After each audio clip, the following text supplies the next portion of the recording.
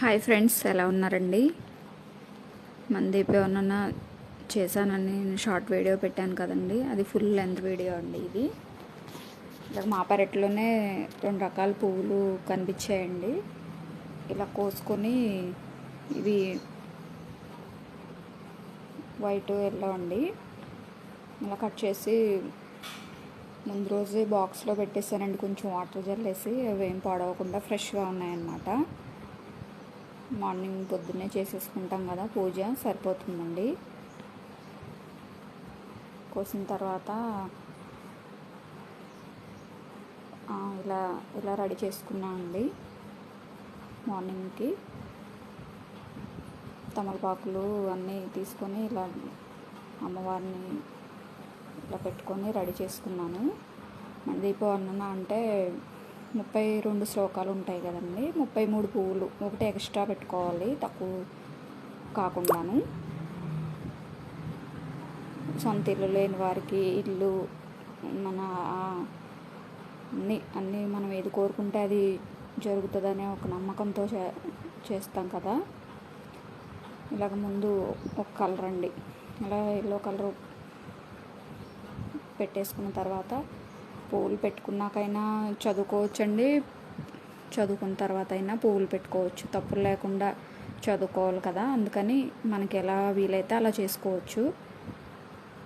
2 సార్లు ఒకసారి అని చదవాలి అని ఏం లేదండి,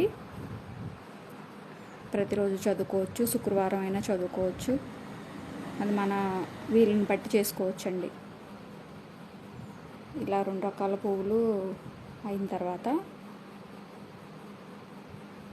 దీపారాధన, అలాగా అష్టోత్తరం, మహాలక్ష్మి అష్టోత్తరం ఉంది కదండి, గౌరమ్మను కూడా చేసుకున్నాను. మహాలక్ష్మి అష్టోత్తరం 108 చదివానండి. ఆ 2 పువ్వులు ఉంటే ఇంక వాటితో చేశాను అన్నమాట.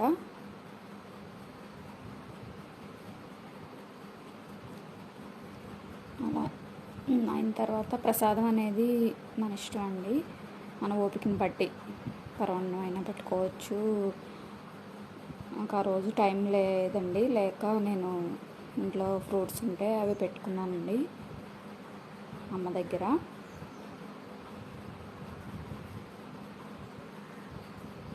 ఇలా అలంకరించుకున్నానండి.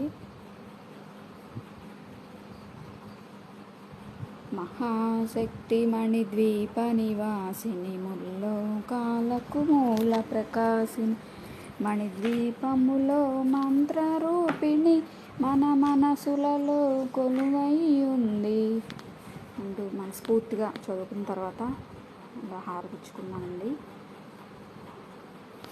అమ్మకి నవసంఖ్య ఇష్టం కాబట్టి దీనిని 9 పర్యాయములు ప్రతిరోజు లేదా శుక్రవారం నాడు మీ పూజానంతరము 9 సార్లు పారాయణ లేదా గానం చేసిన ధన కనక వస్తు వాహనాది సంపదలో కలిగి భక్తి జ్ఞాన వైరాగ్య సిద్ధులతో ఆయురారోగ్య ఐశ్వర్యాలతో తులతూగి చివరకు మణిద్వీపం చేరగలరు. ఇది శాస్త్రవాక్యం.